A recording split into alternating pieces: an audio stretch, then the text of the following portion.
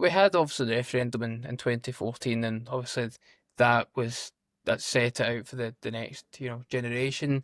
And I think there's a whole host of issues within the powers of the Scottish Parliament that we can look at to actually improving people's lives. So I don't believe that we should have an R referendum. I think that the referendum is usually divisive. Nigel is against the referendum as well. So in my view, what we should do, particularly in the next Parliament, is focus on infrastructure.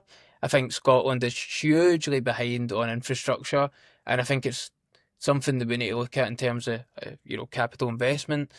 Uh, it's one of the main kind of drivers of economic growth if we can actually get the infrastructure in the right places.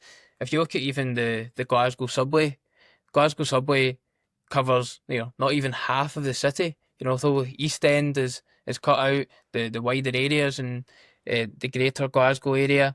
So for me, one of the main things is going to be infrastructure. Mm. I believe if we can actually invest the billions from the government, we can unlock the trillions from the private sector.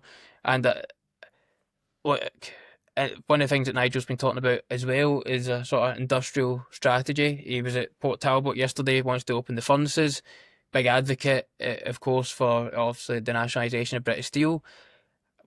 One of the things I was particularly disarmed with this year government was the closure of Grangemouth.